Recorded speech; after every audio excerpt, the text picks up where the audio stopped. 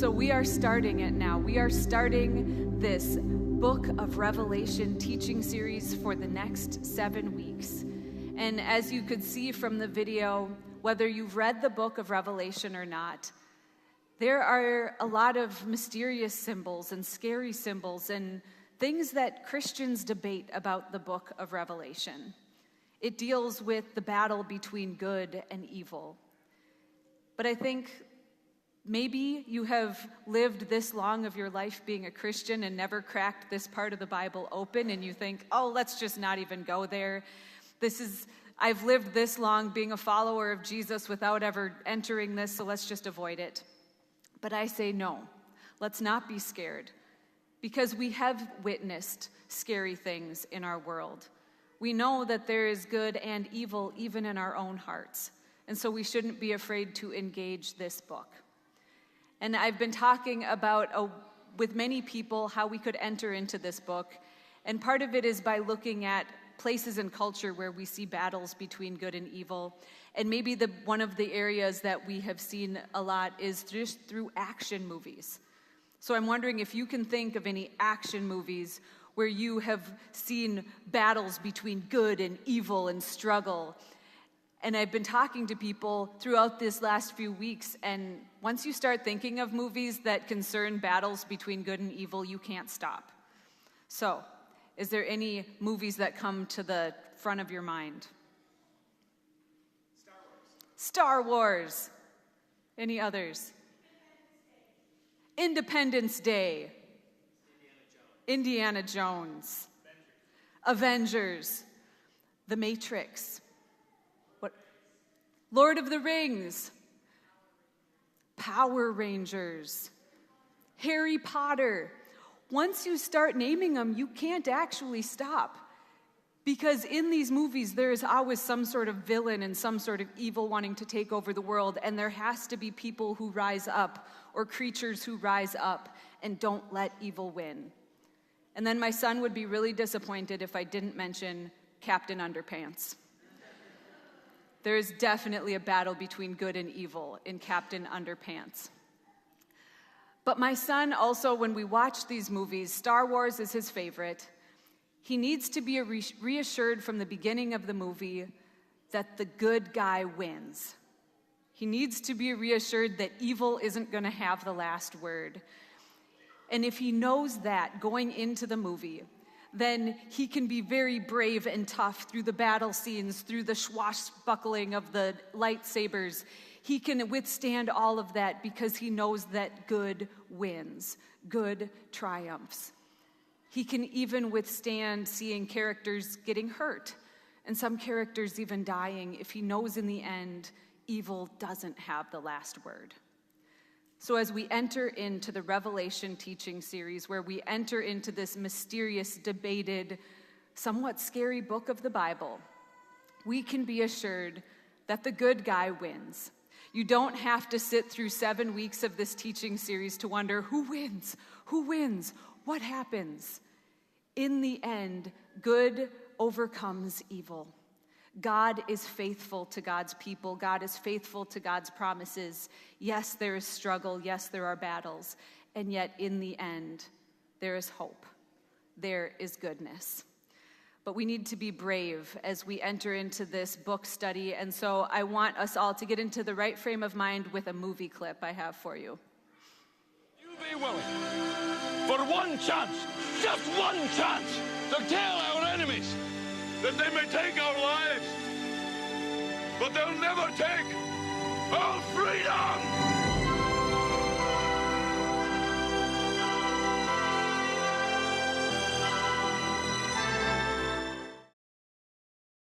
Does anybody recognize the movie? Braveheart. And if you've seen the movie Braveheart, you know that there was struggle, there were battles, there were even some defeats along the way, but in the end, this side that was fighting for freedom won their freedom. And so as we enter into the book of Revelation, we will know that there are battles, that there is struggle, and yet in the end, there is hope, and that good prevails. That is the way we enter this mindset. And I'll give you a little bit of background of why we need to be brave as we enter into Revelation. I did say there was some scary symbols throughout this book. That is true. But there are also, it's also a book that has all sorts of debate surrounding it. So when we look at the symbols and the debate, one thing to keep in mind is that Revelation comes from a genre called apocalyptic literature. So I want to share with you what the word revelation actually means. Revelation is from the Greek word apocalypsis. So revelation is not unique. There are other examples of apocalyptic literature throughout the Bible and other ancient readings that are not even in our Bible. And so it's important to understand this as we enter in. And if we know that revelation comes from this word apocalypse and apocalyptics, we can actually then say, well, what is being revealed to us? In this genre of literature, anytime there is this type of revelation, it shows that there's the central character who's the narrator, and this narrator gets taken on a heavenly journey with an angel and given a glimpse of heaven and given a bird's eye view of things that are happening on the earth and witnesses all sorts of battles taking place. But what is also true of apocalyptic literature is that salvation is the final word, that God has hope for the salvation of the world, and that good wins. So as we enter in, we can be brave because we know that revelation is a revealing to us, and that we know that in the end there is also hope. We also need to be brave as we enter this study of Revelation together because there is debate. Different Christian groups have different ways of looking at Revelation. I would say on one end of the spectrum is people who say, since this was written in the first century, all of the symbols and scenes that unfold in Revelation have to do with things of the first century, and look at the fall of the Roman Empire and the fall of Caesar, and how Nero, one of the Caesars who was particularly evil to Christians and persecuted them, how he could be the symbol of the beast in Revelation. So some Christians say it just has to do with historical events. Let's just leave it in the history and not engage with it today. And there's, on the other end of the spectrum, Christians who say, no, Revelation is a script that outlines how the world ends, and it is not pretty, and you better be prepared. And they often create a lot of fear with how to interpret Revelation. But I think there's an alternative path for us to go through Revelation, being brave, looking at the history and looking at the future, but placing ourselves in a confident place in the middle. This is what Martin Luther said. He struggled with Revelation too, and he finally came to this understanding of it.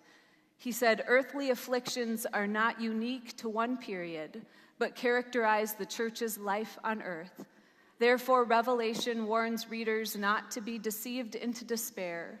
As a promise, Revelation assures readers that if the word of the gospel remains pure among us, and we love and cherish it, we will not doubt that Christ is with us, even when things are at their worst. For through and beyond all plagues, beasts, and evil angels, Christ is nonetheless with his saints and wins the final victory. So Martin Luther was able to see that in every age that we find ourselves in, there is a struggle between good and evil, and we should never give into despair because our God is faithful. I think that's a good way to look at Revelation as we travel through this book. And I'd also like to give you a helpful way to read through this book on your own as well. And I have a picture which kind of traces what Revelation, the arc of Revelation. So as you see, it's a series of loops, but there's an arrow pointing off to the right. And so that arrow is pointing towards God's desired future, where God is taking us. But yet, there's all these loops that go down, and there's engagement with evil and battles and hard things that must be faced along the way to bring us into this future of hope that God is taking us to.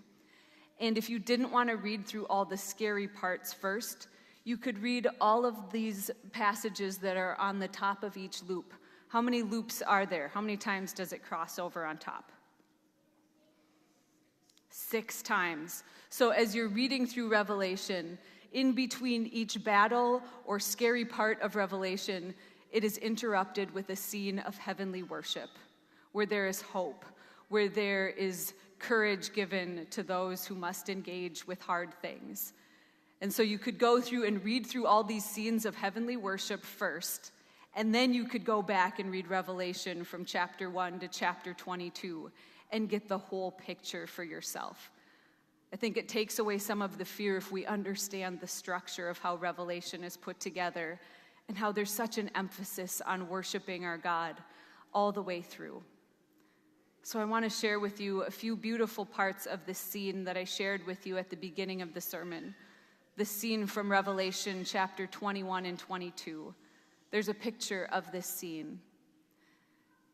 It talks about in this new heaven and this new earth, God is not housed in a temple, but God is just dwelling with God's people. It talks about how there is no need of light in this future place that God promises, because God himself is our light and the Lamb. Jesus is always symbolized as the Lamb throughout Revelation. And so what we see in this picture is just beams of light where we know that God and the Lamb are. And it says that from the throne of God, there is the river of the water of life flowing from it. So we see this river flowing. And the tree of life is nourished by this river. And the leaves of this tree are for the healing of the nations.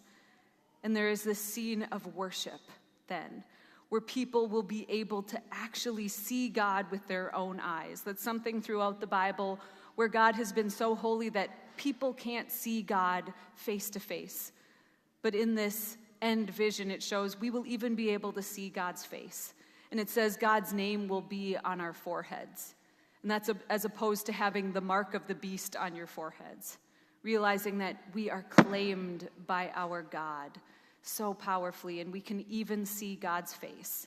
And we have this vision of light and hope and healing and worship.